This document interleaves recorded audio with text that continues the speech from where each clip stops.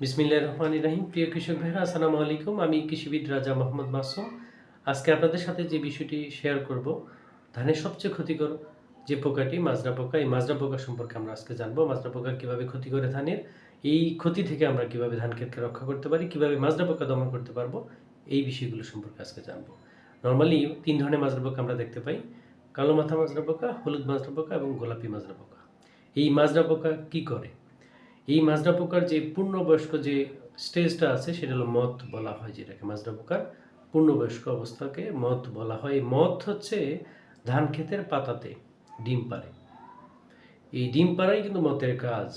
ঠিক আছে, এই ডিম ফুটে যখন কিরা বের হয় বা লার্ভা, যেটা মাজরা লার্ভা স্টেজ কিরা, সেটাই কিন্তু ধানের সবচেয়ে ক্ষতিটা করে থাকে।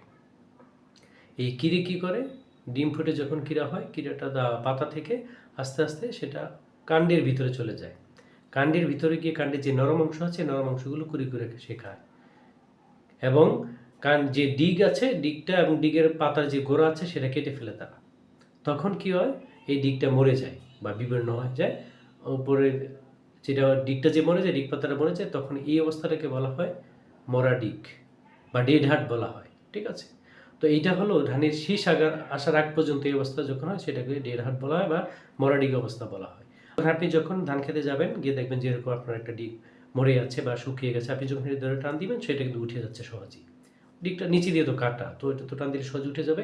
আপনি উঠে যদি নিচে দেখতে চান, দেখতে পাবেন নিচেই যে আপনার যে সেটা কুড়ি করে খেয়েছে সেটা নিদর্শন পেতে পারেন, অথবা পোকাও পাওয়া যেতে পারে।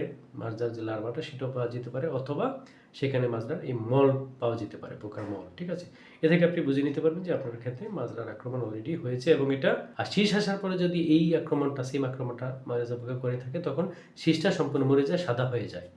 ঠিক আছে, তখন এটাকে বলা হয় সাদা শীষ অবস্থা বা সাদা শীষ, অথবা হোয়াইট হেড বলা হয় ধান ক্ষেতের এই অবস্থাটাকে। ঠিক আছে, তো এই অবস্থার কিন্তু ধান ক্ষেতে ব্যাপক ক্ষতি করে। এই মাজরা পোকার এই আক্রমণ কিন্তু ধানের ফলনের 30 থেকে 70% পর্যন্ত ক্ষতি করতে পারে। একটা হিসাবে দেখা গেছে যে এরকম যে বিঘা প্রতি যদি আমরা কুশি বা যে গুছি, ধানের গুছি রোপণ করা হয়, বিঘা প্রতি প্রায় 40,000 গুছি রোপণ করা হয় এক বিঘাতে। তো যদি প্রত্যেকটা গুছির একটা ধান গাছ যদি আক্রমণ হয় মাজরা পোকায়, তাহলে সেই হিসাবে আর একটা ধানের চারায় যে শীষটা আক্রান্ত হলে শীষে 3 থেকে 3.5 গ্রাম ধান হয়।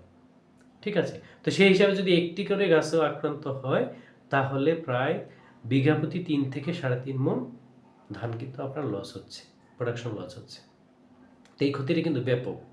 70% ক্ষতি, প্রোডাকশন লস হওয়া কিন্তু ব্যাপক কৃষকের। ঠিক আছে, তো আপনার এই মাজরা পোকা কিন্তু আপনাকে কন্ট্রোল করতে হবে। কিভাবে কন্ট্রোল করবেন আপনি? আমাদের যে হলুদ মাজরা পোকা বা কালো মাথা মাজরা পোকা, এগুলা কিন্তু বা গোলাপি মাজরা পোকা, এগুলার এই ডিমকে যদি আমরা ধ্বংস করতে পারি, ডিম পারে যখন পাতার উপরে ডিম থাকে, এগুলোর উপরে কিন্তু একটা সাদা আস্তরণ বা ধূসর আস্তরণ পড়ে। তো অনেক ক্ষেত্রে জৈবিক উপায়ে বা যে উপায়গুলো বলা হয়, যে যদি আমরা ধান খেতে বিভিন্ন জায়গায় আমরা যদি পার্সিং বা ওই যে খুঁটি গেড়ে দিই, তাহলে পাখি বসে পোকাগুলো খেয়ে ফেলবে। ঠিক আছে, অথবা কি করে না, হাত জালের মাধ্যমে কিন্তু এই পোকা সংগ্রহ করে বা ডিমগুলো সংগ্রহ করে, লার্ভা সংগ্রহ করে মেরে ফেলতে পারে। তখনও ক্ষতির হাত থেকে কিছুটা হলেও রক্ষা করা যায়। তবে সবচেয়ে যেটা গুরুত্বপূর্ণ, যে এই ক্ষতিটা যদি একবার আক্রান্ত হয়ে যায়, আপনার ধানের গাছের যে জমিতে 100টা গাছের মধ্যে যদি 10 থেকে 15টি আমরা এরকম কুশি মরা পাই, বা এরকম শীষ 5 থেকে 6টি শীষ সাদা বা মরে যায়, তখন কিন্তু আপনাকে কেমিক্যাল কন্ট্রোলে যেতেই হবে। তো সেক্ষেত্রে আপনারা কি করবেন? প্রথম থেকে যদি আমরা বলি যে আপনারা যদি এইভাবে আপনারা আমাদের যে কীটনাশক আছে, কীটনাশক প্রয়োগ করেন, তাহলে প্রথম থেকে আপনার ধান ক্ষেতকে মাজরা থেকে মুক্ত রাখতে পারবেন এবং ক্ষতি থেকে আপনি মুক্তি পাবেন। তো কি করতে হবে? ধানের চারা রোপণের 15 থেকে 20 দিন পরেই কিন্তু, যখন আপনি ইউরিয়ার প্রথম প্রয়োগটা করবেন, তখন ইউরিয়ার সাথে আপনারা কি করতে পারেন? শুকতারা 40 WDG, ব্লেসিং এগ্রোভেটের একটি কীটনাশক আছে শুকতারা 40 WDG। সেটা যদি আপনি একর প্রতি 30 গ্রাম নিয়ে হালকা পানিতে, কিছু অল্প পানিতে সেটা গুলিয়ে ইউরিয়া সারের সাথে মিশিয়ে যদি আপনি ছিটিয়ে দেন পুরো জমিতে, তাহলে কিন্তু আপনার মাজরার যে প্রথম কন্ট্রোলটা সেটা কিন্তু সম্ভব। যে 15 থেকে 20 দিনের মধ্যে কিন্তু মাজরার প্রথম আক্রমণটা হয়। যখন কুশির সংখ্যা বৃদ্ধি পায়, তখন কিন্তু আক্রমণটা বেশি হয়, শুরু হয়। তো আপনি যদি প্রথমেই ইউরিয়ার প্রয়োগের সময় যদি এই ইউরিয়ার সাথে আপনি এই যে শুকতারা 40 WDG একর প্রতি 30 গ্রাম নিয়ে হালকা পানিতে যদি ইউরিয়ার সাথে মিক্স করে পুরো জমিতে ছিটিয়ে দেন, তাহলে কিন্তু প্রাথমিক যে কন্ট্রোলটা সেটা কিন্তু হয়ে গেল। এরপরে এটা যেহেতু মেয়াদ থাকে প্রায় 15 থেকে 20 থেকে 25 দিনও থাকতে পারে, তো এরপরে আপনি 40তম দিনে যাতে শীষ আসার পরে যাতে এই আক্রমণটা না হয় আবার, তখন আমরা 40তম দিনের পরে কিন্তু আবার সেম ওয়েতে শুকতারা 40 WDG অথবা ব্লেসাম 3 WDG আপনি স্প্রে করে দিতে পারেন।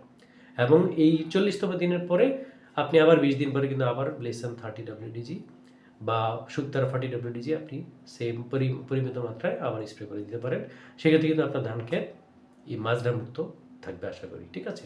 তবে এই ক্ষেত্রে আপনাকে আরও যে বিষয়গুলো খেয়াল রাখতে হবে যে ইউরিয়ার প্রয়োগটা কিন্তু আপনাকে পরিমাণ মতো করতে হবে। অতিরিক্ত কোনো ইউরিয়া সার জমিতে স্প্রে করা যাবে দেওয়া যাবে না। অতিরিক্ত ইউরিয়ার কারণে কিন্তু এই মাজরা পোকার আক্রমণ বৃদ্ধি পায়, ঠিক আছে। তো আমরা এই বিষয়গুলো খেয়াল রাখবো। আশা করি আপনাদের ধান ক্ষেতকে মাজরার এই আক্রমণ থেকে বা প্রোডাকশন লস থেকে আপনারা নিরাপদ রাখতে পারবেন। ধন্যবাদ সবাইকে, ভালো থাকবেন। আসসালামু আলাইকুম।